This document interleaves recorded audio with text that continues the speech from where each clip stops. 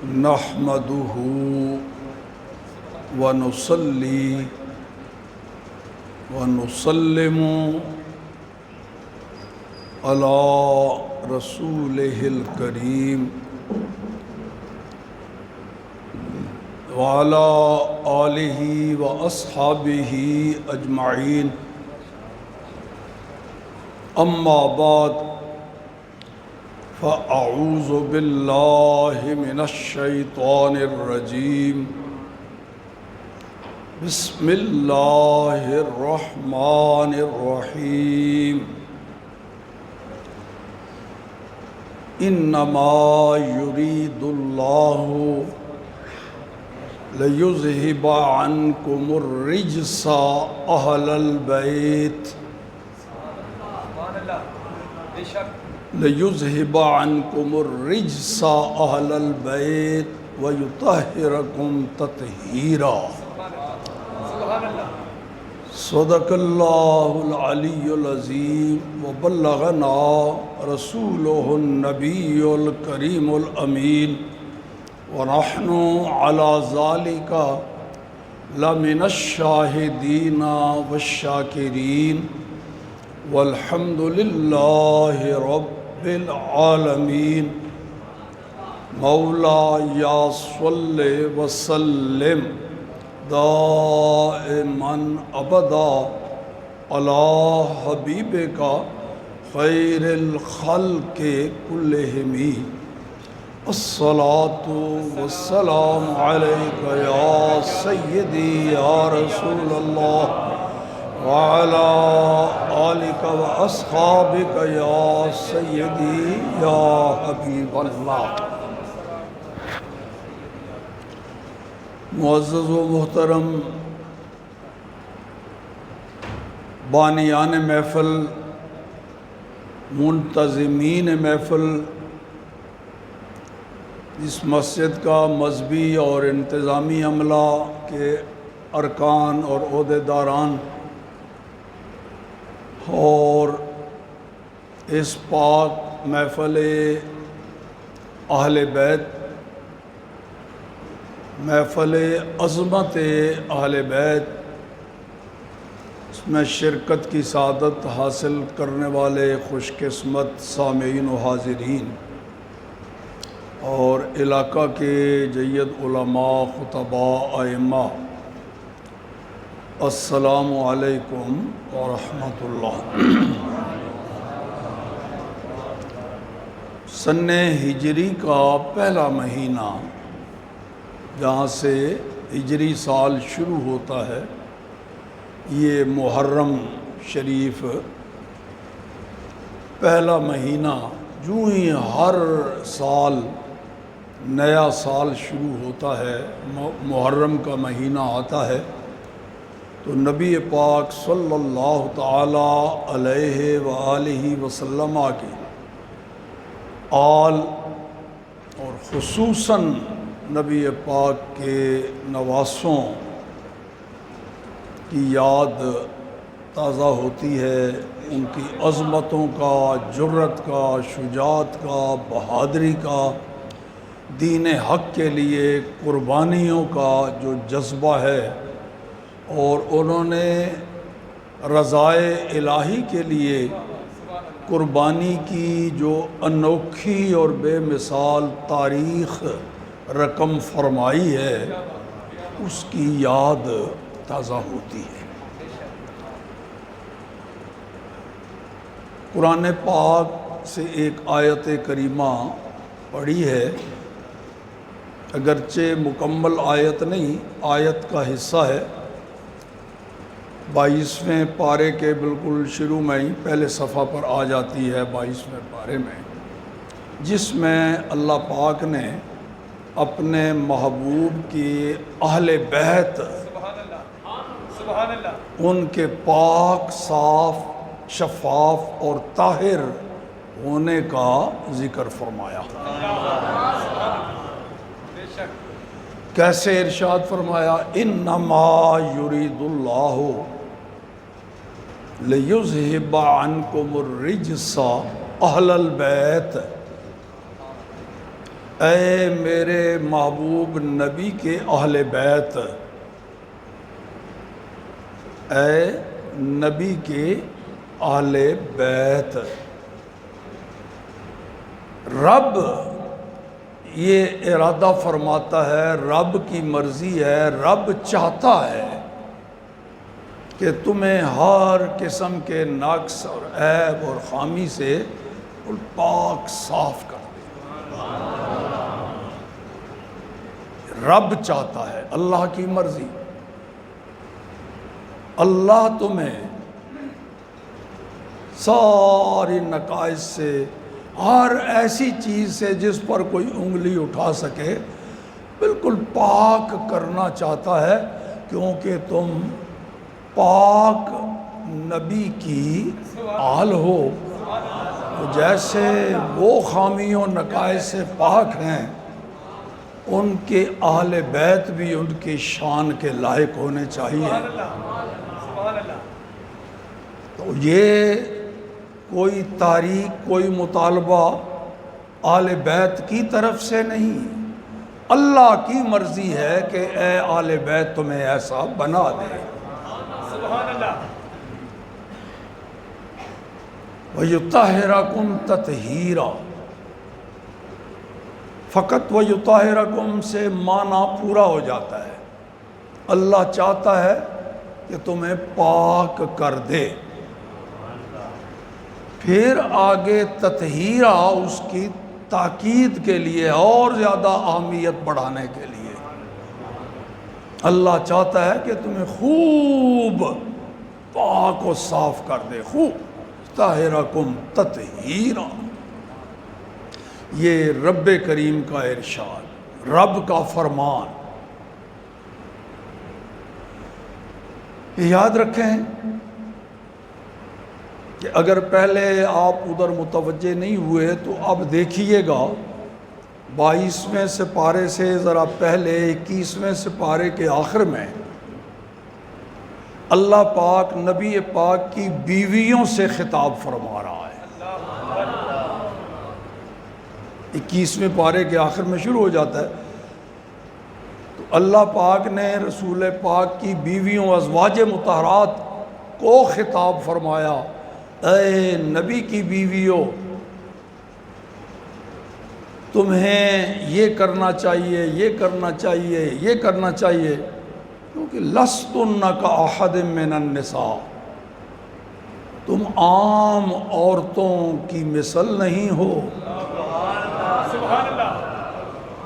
بے مثل محبوب کی بیویاں ہو تو تم بھی بے مثال ہو، تمہاری مثال عورتوں میں نہیں ملتی، تو تمہارا عمل اور کردار بھی بے مثال ہونا چاہیے۔ وہی بیان کرتے کرتے جب یہاں پہنچے تو ارشاد خداوندی ہو گیا کہ اللہ چاہتا ہے، اے محبوب کے اہل بیت، اللہ چاہتا ہے کہ تمہیں بالکل پاک صاف شفاف فرما دے۔ تو ظاہر ہے نبی پاک کی بیویاں تو بغیر شک شبہ کے اس میں داخل ہیں۔ اس کے بعد بھی آگے تھوڑا سا 1-1.5 آیت آگے بھی بیویوں کو ہی، رسول پاک کی بیویوں کو خطاب ہے، تو یہ بھی درمیان میں آ گیا۔ تو سرکار کی ازواج مطہرات جو مومنوں کی مائیں ہیں، ان کا اس میں شامل ہونا تو شک شبہ کے بغیر ہے، کوئی شک شبہ نہیں، کیونکہ بات ساری گفتگو بیویوں سے ہو رہی ہے۔ مگر فقط ازواج نہیں، اگر فقط ازواج ہی مراد ہوتی، صرف بیویاں ہی، تو پھر یہاں اہل البیت کہہ کے پھر تازہ خطاب نہ ہوتا۔ لگتا ہے کہ اہل البیت میں بیویاں تو ہیں ہی، ساری گفتگو ان سے ہو رہی ہے، تو بیویوں کے علاوہ بھی کوئی شامل ہیں۔ وہ کون؟ جب یہ آیت نازل ہوئی تو رسول کریم صلی اللہ تعالی علیہ وآلہ وسلم اپنے گھر میں یا سیدہ فاطمۃ الزہرا رضی اللہ تعالی عنہا کے گھر کے باہر تشریف فرما ہو گئے، کھڑے ہو گئے، کمبل شریف اوڑھا ہوا ہے۔ حضرت امام حسن مولا علی کے نور نظر، سیدہ خاتون جنت، جنت کی ملکہ، ان کے لخت جگر دوڑے ہوئے گھر کے دروازے سے باہر آئے۔ سرکار وہاں آتے رہتے تھے، کبھی گھر کے اندر کبھی باہر، صرف ان بچوں کو پیار کرنے کے لیے اپنے نواسوں کو۔ تو ایسے لگتا ہے جیسے گھر میں خوشبو آ گئی کہ سرکار باہر تشریف فرما ہے۔ سب سے پہلے نکلے امام حسن رضی اللہ تعالیٰ عنہ۔ امام حسن، آل بیت کے فضائل قرآن و حدیث میں پڑھے ہیں، اور نبی پاک کی آل بیت کو ہم کہتے بھی سید ہیں۔ جو سیدہ خاتون جنت کی اولاد سے سادات چلے ہیں ان کو ہم سید کہتے ہیں، مگر لفظ سید ان میں سے کسی خاص کے لیے قرآن اور حدیث میں نہیں آیا۔ لفظ سید فضائل آئے، یہ امام حسن واحد ہستی ہیں جن کو رسول اللہ نے سید کہا۔ ان کے لیے واضح طور پر سید کا لفظ آیا ہوا ہے۔ بخاری شریف میں حدیث ہے، نبی کریم صلی اللہ تعالیٰ علیہ وآلہ وسلم ممبر شریف پہ خطبہ ارشاد فرما رہے ہیں۔ امام حسن آئے، چھوٹے بچے ہیں، مجمع سے لوگوں سے گزرتے ہوئے کبھی نیچے کو گر پڑتے ہیں، کبھی پھر اٹھتے، جیسے بچوں کی ہوتی ہے نا چال۔ مجمع سے نکلتے ہوئے سرکار کے پاس پہنچ گئے ممبر شریف کے۔ رسول اللہ صلی اللہ تعالیٰ علیہ وآلہ وسلم ممبر سے نیچے اترے، ان کو اٹھایا، اپنے ساتھ ممبر پہ بٹھایا، پھر فرمایا، سنو لوگو،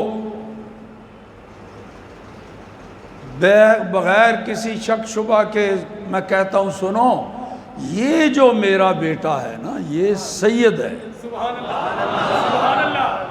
ابنی ھذا سید، یہ میرا بیٹا سید ہے۔ میرے بعد میری امت میں کچھ تلخی ہو جائے گی، چپکلش ہو جائے گی، دو لشکر، دو گروہ آمنے سامنے آ جائیں گے، تو یہ میرا بیٹا یصلح بینہما، ان دونوں جماعتوں میں صلح کرا دے گا۔ اس حدیث میں امام حسن کے لیے لفظ سید، تو یہ بڑی عظمت ہے۔ حضرت امام حسن رضی اللہ تعالی عنہ سب سے پہلے گھر سے یہ باہر آئے، تو نبی کریم صلی اللہ تعالی علیہ وآلہ وسلم باہر جلوہ گر ہیں۔ حضرت امام حسن کو رسول اللہ صلی اللہ تعالی علیہ وآلہ وسلم نے ایک طرف سے اپنے کمبل شریف کو ذرا اٹھایا، اندر گھسنے کی جگہ بنائی، اور امام حسن کو اشارہ کیا کہ آ جاؤ کمبل کے اندر۔ کمبل میں داخل ہو گئے، نبی پاک نے ان کو بغل میں لے لیا، اپنے ساتھ چمٹا لیا۔ وہ جو باہر بے چین دوڑے بھاگے آ رہے تھے، اپنے نورانی نانا جان جو ہی جسم سے لگے، سکون پا گئے، مسکرا رہے ہیں کمبل میں۔ پیچھے پیچھے امام حسین آ رہے ہیں، جو حضرت امام حسن سے کوئی 1.25 سال کے قریب چھوٹے ہیں۔ وہ آئے، نبی پاک نے انہیں بھی سنبھالا، پیار کیا، اور ان کو کمبل میں دوسری سائڈ میں اپنے بغل میں لے لیا اور جسم سے چمٹا لیا۔ اس کے بعد دروازے سے نکلی سیدہ خاتون جنت رضی اللہ تعالی عنہا۔ غور تو فرماؤ کہ کون ہستی ہیں؟ نبی کریم صلی اللہ تعالیٰ علیہ وآلہ وسلم کی سب سے چھوٹی بیٹی، 4 بیٹیاں رسول اللہ کی، سب سے چھوٹی بیٹی سیدہ فاطمۃ الزہرا خاتون جنت رضی اللہ تعالی عنہا، یہ باہر نکلی تو رسول اللہ صلی اللہ تعالیٰ علیہ وآلہ وسلم کے سامنے آئیں، سرکار انہیں دیکھ کے مسکرائے، وہ سرکار کو دیکھ کر مسکرائیں، سرکار نے اشارہ کیا انہیں، وہ بھی کمبل میں داخل ہو گئی۔ پیچھے پیچھے مولا علی شیر خدا کرم اللہ تعالیٰ وجہ الکریم نکلے، سرکار نے ان کو بلایا اور فرمایا تم بھی کمبل میں داخل ہو جاؤ۔ سبحان اللہ، سبحان اللہ۔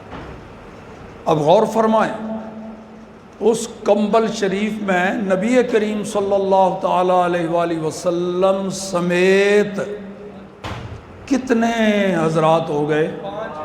5۔ کمبل ایک ہی ہے، اس میں رسول پاک سمیت 5 افراد، نبی کریم صلی اللہ تعالیٰ علیہ وآلہ وسلم، حضرت مولا علی مرتضیٰ مشکل کشا شیر خدا، سیدہ خاتون جنت فاطمۃ الزہرا رضی اللہ تعالیٰ عنہا، اور حضرت امام حسن اور امام حسین رضی اللہ تعالیٰ عنہما، 5 نفر، 5 اشخاص اس کمبل شریف میں داخل ہیں۔ اور اب رسول کریم صلی اللہ علیہ وسلم نے نگاہ اٹھائی آسمان کی طرف اور یوں کہا اللہم ہؤلاء اہل بیتی، میرے اللہ تو نے فرمایا ہے کہ محبوب کے اہل بیت کو میں نے پاک کر دیا ہے، تو میرے اللہ یہ بھی میرے اہل بیت ہیں، وہ بھی پاک ہو گئے، کیونکہ اہل بیت کو اللہ نے پاک فرما دیا قرآن میں، اور رب کے ارشاد میں کوئی شک شبہ ذرا بھر ہوتا ہی نہیں۔ اب ایک اور بات کی طرف آپ کو متوجہ کر دوں، کچھ لوگ کہتے ہیں جی یہ جو لفظ ہے نا 5 تن پاک، یہ گھڑ لیا ہے انہوں نے، نہ قرآن پاک میں کہیں 5 تن پاک آیا ہے، نہ حدیث میں واضح طور پر کہیں 5 تن پاک آیا ہے، یہ انہوں نے خواہ مخواہ گھڑ لیا ہے۔ میں عرض کروں گا نہیں گھڑا کوئی نہیں تو نہ ہمیں گھڑنے کی عادت ہے، بات صرف اتنی ہے کہ ہم قرآن کو بھی مانتے ہیں، حدیث کو، رب جو کچھ فرمائے اسے بھی مانتے ہیں، اور رسول اللہ صلی اللہ علیہ وسلم جو فرما دیں اسے بھی مانتے ہیں۔ ہم حکم خدا پر بھی سر جھکاتے ہیں، حکم مصطفیٰ پر بھی سر جھکاتے ہیں۔ تو جب یہ بات ہے تو خود بخود 5 تن پاک کا ثبوت ہو جائے گا، قرآن اور حدیث دونوں کو ملا کے، فرمان خدا اور فرمان مصطفیٰ دونوں کو، تو ہم چونکہ دونوں کو مانتے ہیں۔ اب دیکھو اس حدیث سے 5 تن، یہ فارسی ترکیب ہے، اگرچہ ہم پنجابی میں بھی 5 ہی کہتے ہیں، اردو میں 5، عربی میں 5 کہہ دیتے ہیں، اور ہم شخص یا فرد کہتے ہیں، فارسی میں تن کہہ دیتے ہیں، پنجابی اردو میں کہتے ہیں نا بھی 5 بندے، 5 نفر، وہی فارسی میں جا کے 5 تن بن جاتا ہے۔ تو وہ جو حدیث ہے یہ کمبل شریف والی، اس سے ثابت ہوا 5 تن کیونکہ کمبل شریف میں کتنے تن تھے؟ سبحان اللہ اور یہ پاک ہیں، قرآن پاک سے ثابت، بے شک 5 تن اس حدیث سے ثابت، اور ان کا پاک ہونا قرآن سے ثابت، تو دونوں کو ملا لو قرآن حدیث کو تو 5 تن پاک۔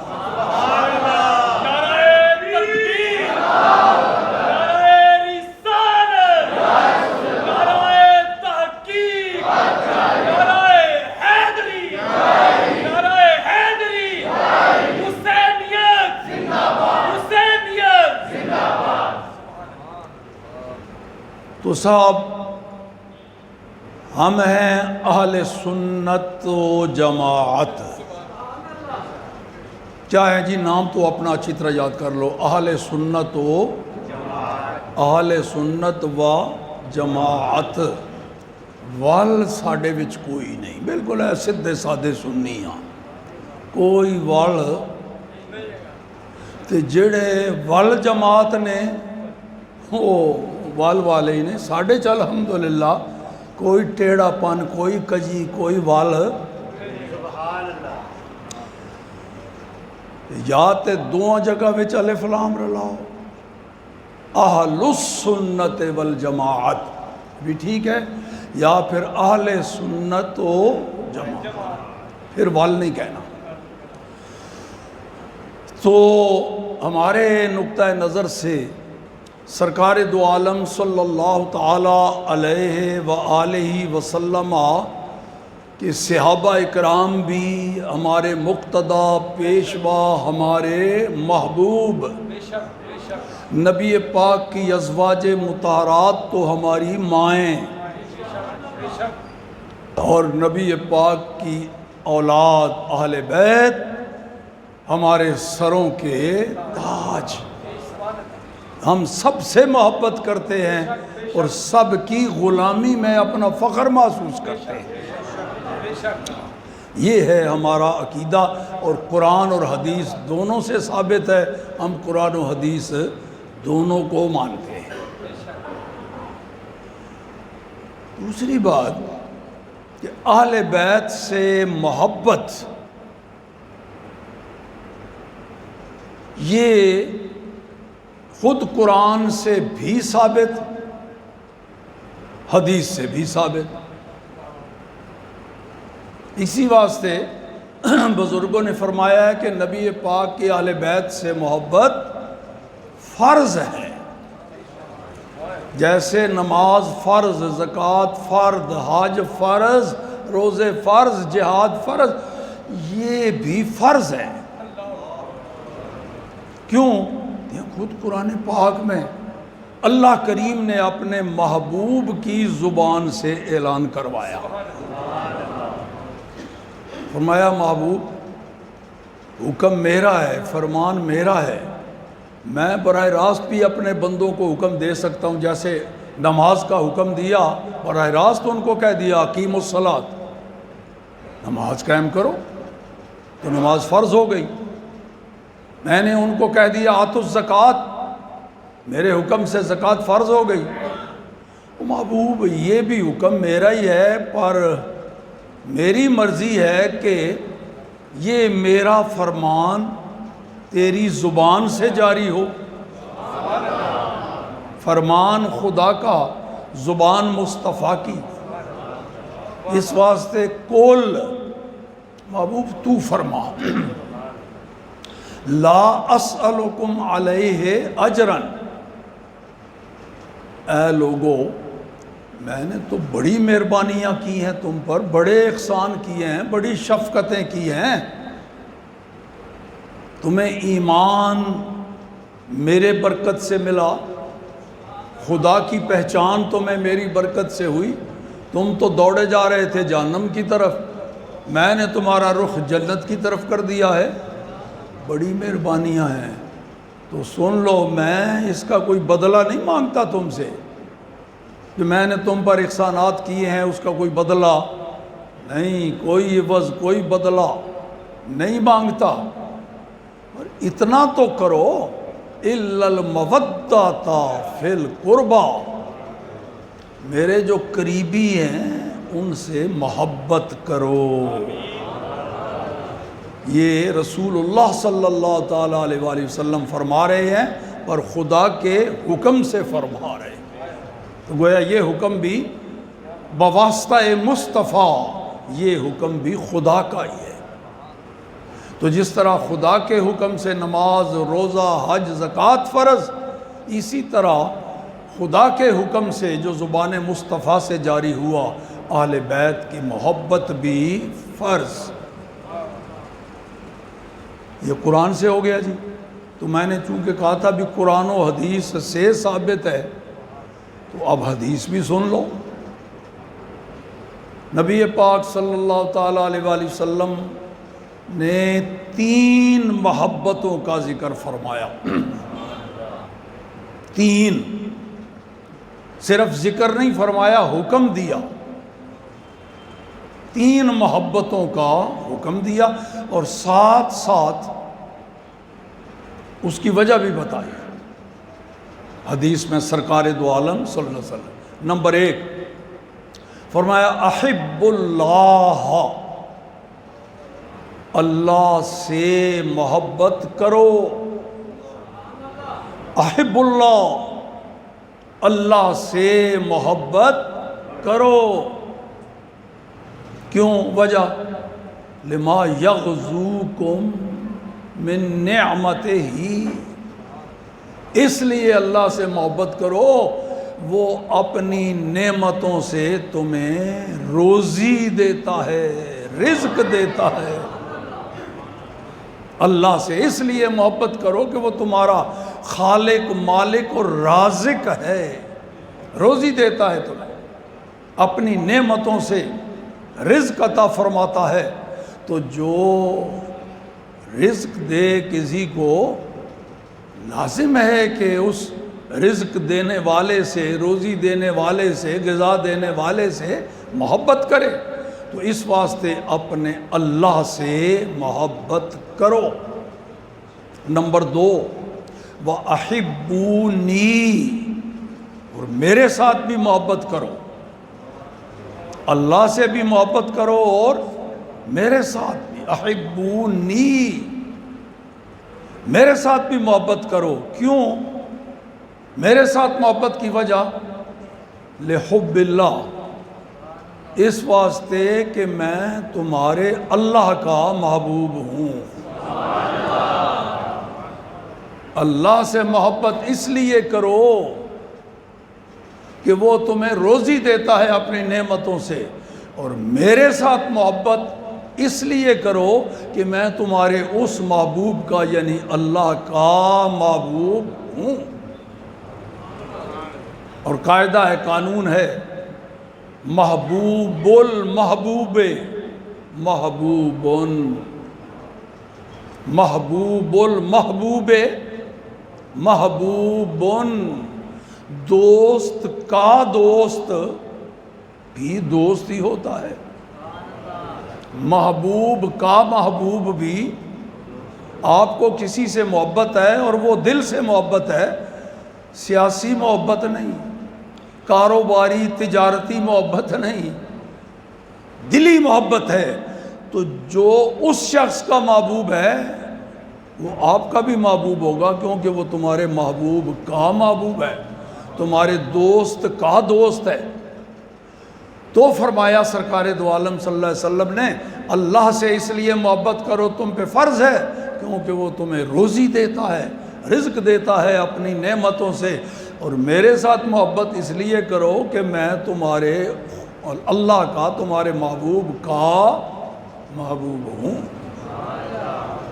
نمبر 3 فرمایا وَأَحِبُّوا أَهْلَ بَيْتِي، اور میرے اہل بیت سے بھی محبت کرو۔ میرے اہل بیت سے کیوں؟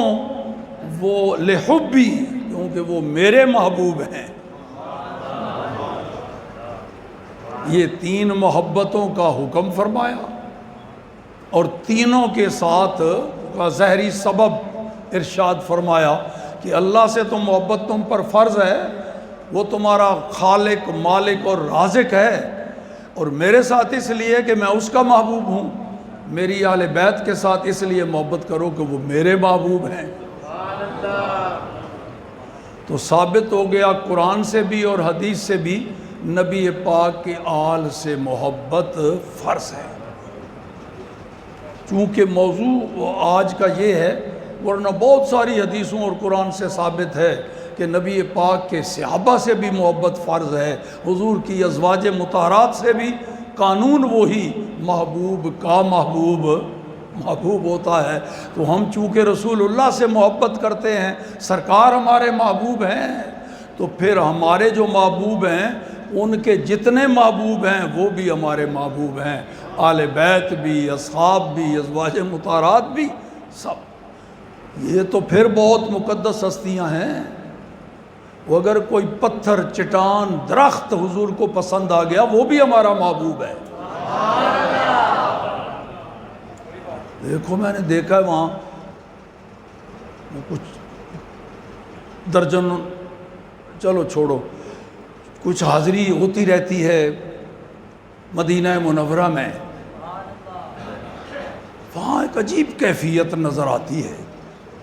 لوگ نمازیں تو مسجد نبوی شریف میں پڑھتے ہیں کیونکہ وہاں کا ثواب زیادہ ہے، مگر دن ہو رات ہو رونق لگی ہوئی ہے احد پہاڑ کے قریب، آ رہے ہیں لوگ، جا رہے ہیں، کوئی پیدل جا رہا ہے، کوئی وہ بس چلتی ہے سرکاری اس پہ جا رہے ہیں، کوئی اپنی گاڑیاں، دوست احباب، ہر وقت وہاں ہجوم۔ رات کو بھی کبھی وہاں سناٹا نہیں ہوتا، رات کو بھی لوگ، کیا وجہ ہے؟ پہاڑ کو دیکھنے جاتے ہیں۔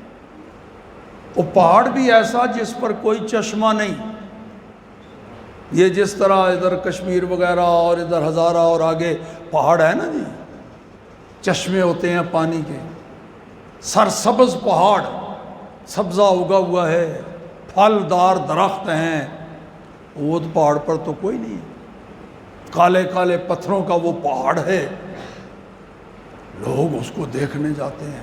کیوں؟ اس واسطے کہ وہ ہمارے محبوب کا محبوب ہے۔ سنو حدیث بخاری شریف، ایک دفعہ رسول کریم صلی اللہ تعالیٰ علیہ وآلہ وسلم اور نبیوں کے بعد سب سے جو افضل ہستی ہے سیدنا ابو بکر صدیق رضی اللہ تعالیٰ عنہ، اور ان کے بعد جناب فاروق اعظم رضی اللہ تعالیٰ عنہ، جن کے بارے میں سرکار نے فرمایا اس سے وہ شیطان بھی بھاگتے ہیں جو جنوں میں سے ہیں، اور وہ شیطان بھی بھاگتے ہیں جو انسانوں میں سے ہیں۔ عمر کے سائے سے سارے شیاطین بھاگتے ہیں، چاہے جنوں میں سے ہوں یا انسانوں میں سے۔ آپ کہیں گے جی شیطان تو جنوں میں سے ہوتے ہیں تو انسانوں میں سے کہاں ہو گیا؟ اچھا قرآن پاک کی آخری آیت کون سی ہے جی جہاں پہ قرآن پاک مکمل ہوتا ہے؟ من الجنۃ والناس من شر الوسواس الذی خناس الذی یوسوس فی صدور الناس من الجنۃ والناس۔ وہ جو شیطان ہے جو وسوسے ڈالتا ہے، چاہے وہ جنوں میں سے ہو چاہے وہ انسانوں میں۔ تو عمر سے دونوں قسم کے شیطان اس کے سائے سے، جدھر سے حضرت عمر جا رہے ہوں شیطان راستہ چھوڑ کے بھاگ جاتا ہے، سامنا نہیں کر سکتا۔ اس وقت ان کے سائے سے بھاگتے تھے، اب تو ان کے نام سے بھی بھاگتے ہیں۔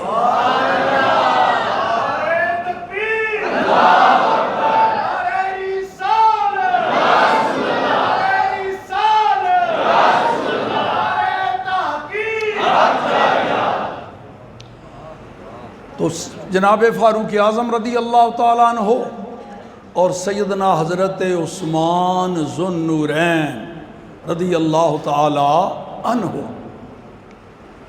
عثمان غنی کے بارے میں رسول اللہ نے کیا فرمایا؟ میں اس سے حیا نہ کروں؟ الا استحیی من رجل تستحیی منہ الملائکہ، میں اس شخص سے حیا نہ کروں جس سے فرشتے بھی حیا کرتے ہیں۔ وہ عثمان غنی۔ یہ 4 ہستیاں احد پہاڑ کے اوپر کھڑے ہیں۔ رسول کریم صلی اللہ تعالی وسلم، سیدنا صدیق اکبر، فاروق اعظم اور عثمان غنی رضی اللہ تعالی عنہم احد پہاڑ پر بڑے باہمت تھے۔ اب بھی دیکھو جب پہاڑ کی چوٹی پر اوپر چڑھنا ہو تو ہمت وہ ساتھ نہیں دیتی۔ اب تو خیر راستے بھی بن گئے جانے کے لیے۔ اس دور میں احد پہاڑ نے ہلنا شروع کر دیا، ہلنا شروع کر دیا۔ کیوں ہلنا شروع کر دیا؟ اس کی ایک توجیہ ہے سائنس کے حوالے سے، فلسفہ کے حوالے سے، اور ایک توجیہ ہے عشق و معرفت کے حوالے سے۔ دونوں نے الگ الگ وجوہات بتائی ہیں۔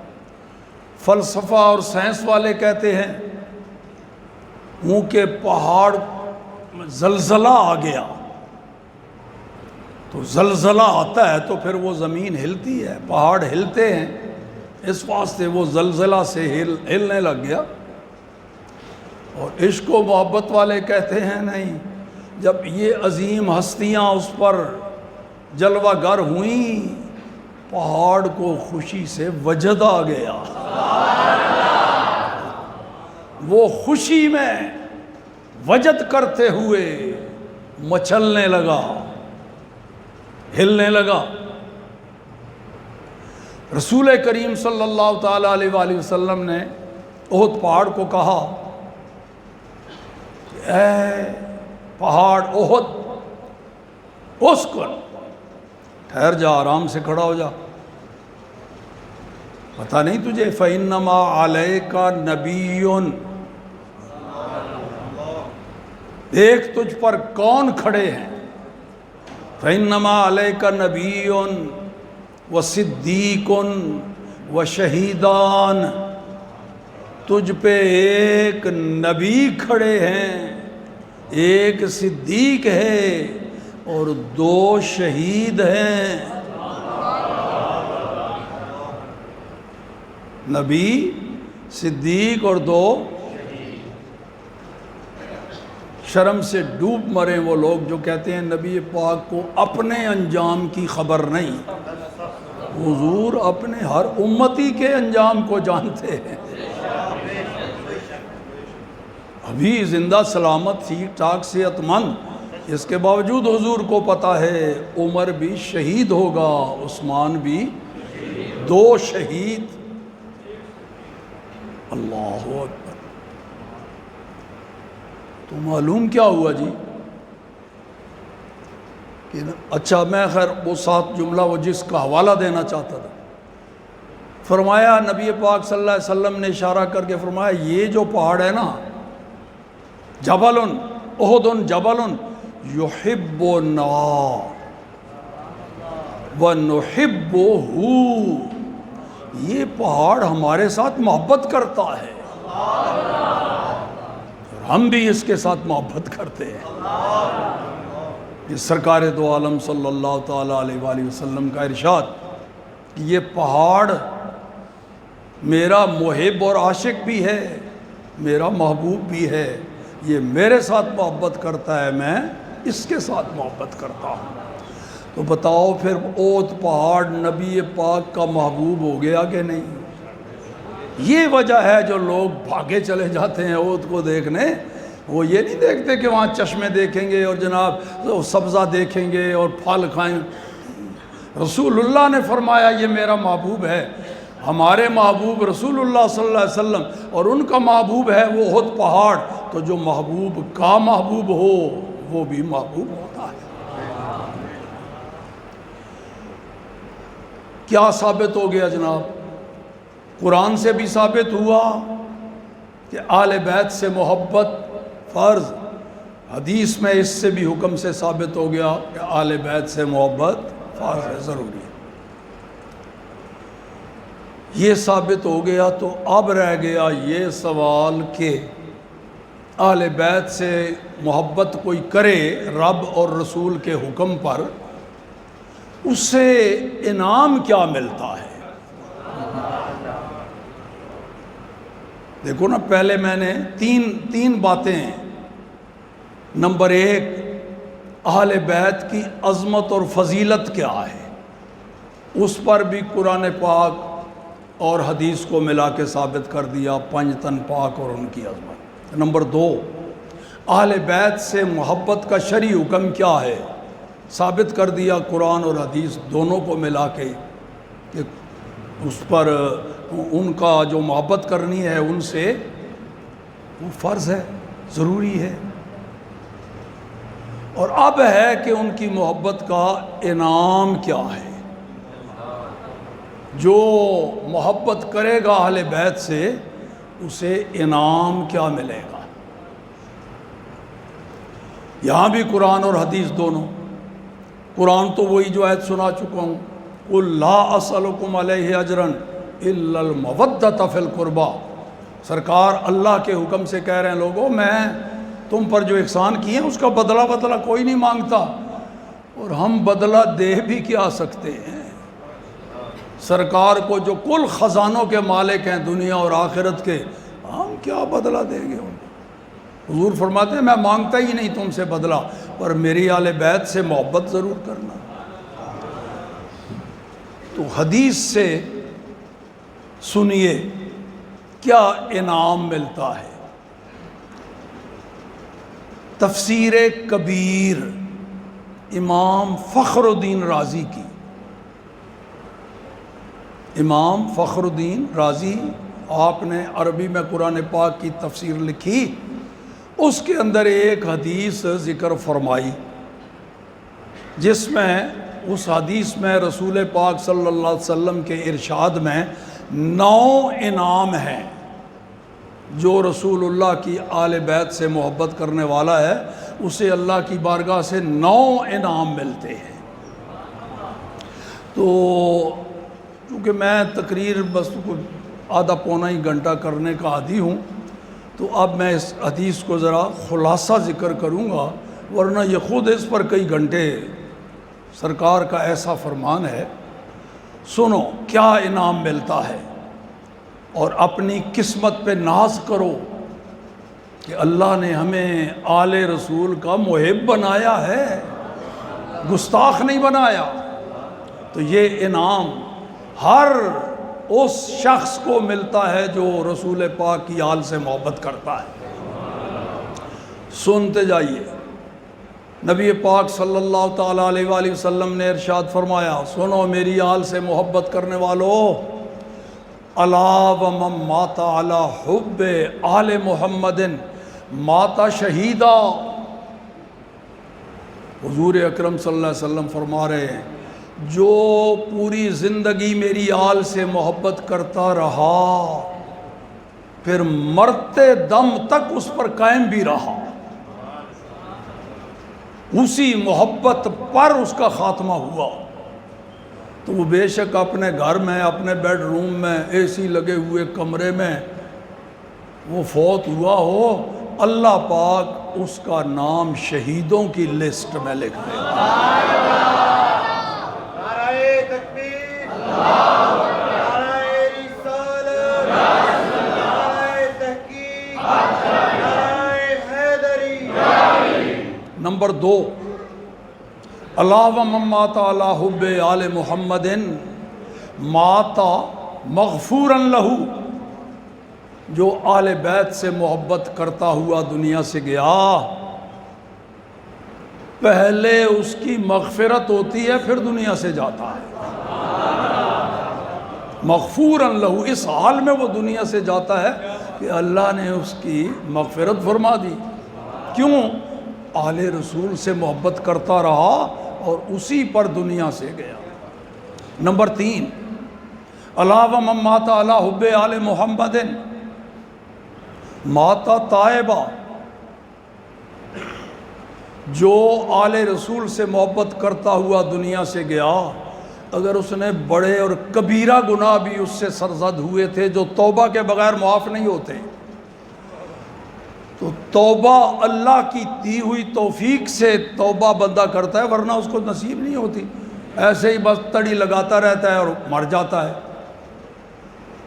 رسول اللہ فرما رہے ہیں میری آل سے محبت کرنے والے سے کوئی اگر کبیرہ گناہ بھی ہوا ہوگا اللہ پاک اس کی برکت سے اس کو توبہ کی توفیق دے گا، اس کے دل میں توبہ کی رغبت ڈالے گا، وہ توبہ کرے گا، اللہ قبول کرے گا۔ اب وہ توبہ کر کے دنیا سے جا رہا ہے۔ سبحان اللہ، اہل بیت کی محبت۔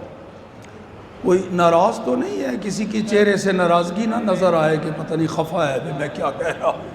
ہر چہرہ حشاش بشاش ہونا چاہیے۔ اللہ اکبر۔ نمبر 4، اللہ ومن مات علی حب آل محمد ماتا مومنا مستکمل الایمان۔ فرمایا دیکھو نا، دعا کرتے ہیں نا ہم، یا اللہ خاتمہ ہمارا ایمان پہ کرنا، اور کرنی بھی چاہیے۔ ہر بندہ چاہتا ہے کہ خاتمہ اس کا ایمان پر ہو، مگر یہ اللہ کی مرضی ہوتا ہے کہ نہیں؟ یہاں ضمانت دی جا رہی ہے۔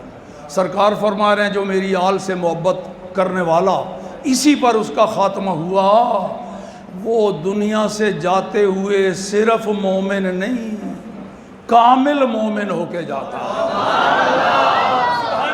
مستکمل الایمان۔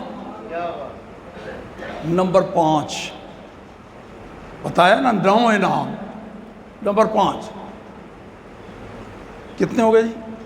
4 ہوئے، چلو جی 4 ہو گئے۔ تو اب نمبر 5، اللہ ومن مات علی حب آل محمد ماتا بشرہ ملک الموت بالجنہ ثم منکر و نکیر۔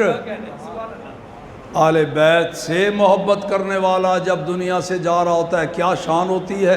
وہ جو روح قبض کرنے والا فرشتہ ہے، پہلے جنت کی خوشخبری سناتا ہے اس کو، پھر روح قبض کرتا ہے۔ اب موت وہ اس کو سخت نہیں محسوس ہوتی، وہ تو خوشی سے مچل کے جا رہا ہے، بشارت مل گئی۔ اور پھر جب قبر میں جاتا ہے، فرشتے جو امتحان لینے آتے ہیں وہ رسول پاک کی آل سے محبت کرنے والے کا امتحان لینے سے پہلے اسے کہتے ہیں مبارک ہو تو پاس ہے فرسٹ ڈویژن میں، پھر امتحان لیتے ہیں۔ جنت کی خوشخبری پہلے، امتحان بعد میں۔ اللہ اکبر۔ نمبر 6، اللہ ومن مات علی حب آل محمد فتح لہ فی قبرہ بابان الی الجنہ۔ آل رسول سے محبت کرنے والا جب دنیا سے جاتا ہے اس کو قبر میں رکھتے ہیں تو وہ قبر اس کی پسلیاں نہیں توڑ دیتی، وہاں بچھو اور سانپ نہیں آتے، تاریکی اور اندھیرا نہیں ہوتا۔ اگر کسی کی قبر میں جنت کی طرف کوئی روشن دان کھول دیا جائے تو کتنا خوش قسمت ہوگا، اور اگر دروازہ ہی کھول دیا جائے تو اور مزہ۔ پر سرکار فرماتے ہیں نہیں، یہ سپیشل بندہ ہے، میری آل سے محبت کرتا ہے، اس کا انعام بھی سپیشل۔ 2 دروازے بابان، 2 دروازے جنت کی طرف کھول دیے۔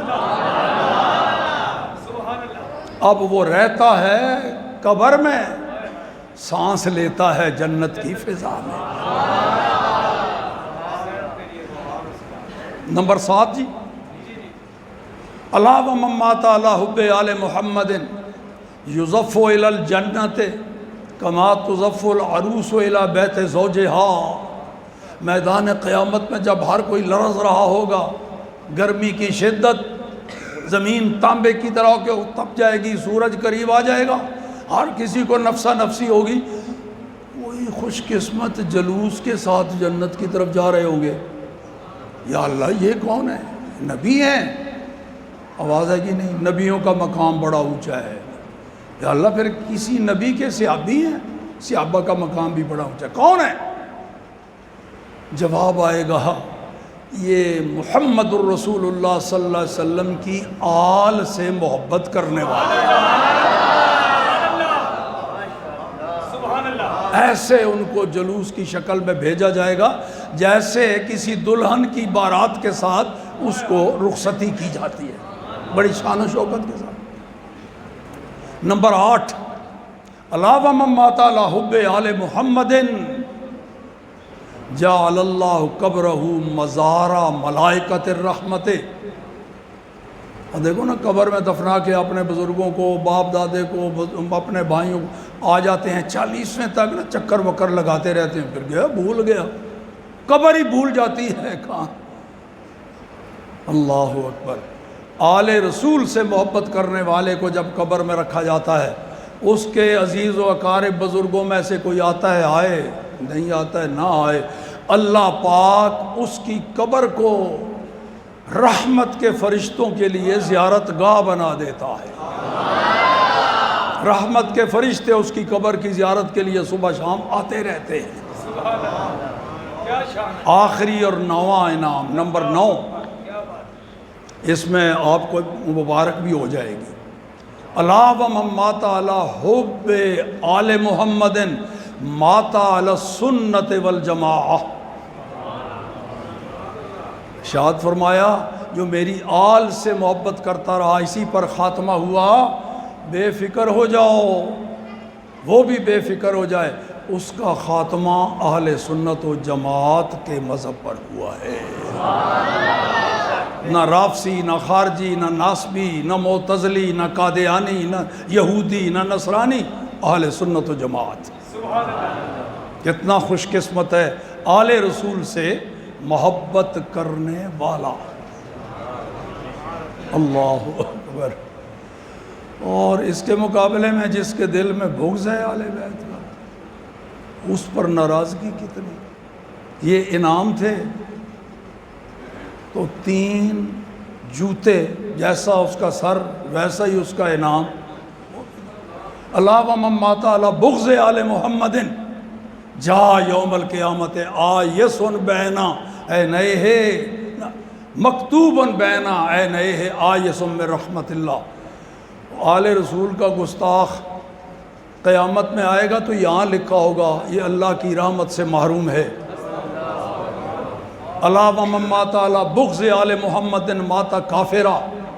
خدشہ ہے آل رسول کا گستاخ ہو، اس کا خاتمہ کفر پہ ہو. الا ومن مات علی بغض آل محمد لم یشم رائحۃ الجنہ. جو بغض آل بیت پہ مرا، گستاخی کرتا ہوا دنیا سے گیا، وہ جنت تو چھوڑو، جنت کی خوشبو بھی اس کو نصیب نہیں.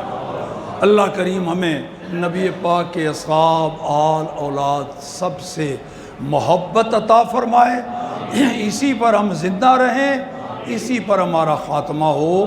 وآخر دعوانا ان الحمد للہ رب العالمین.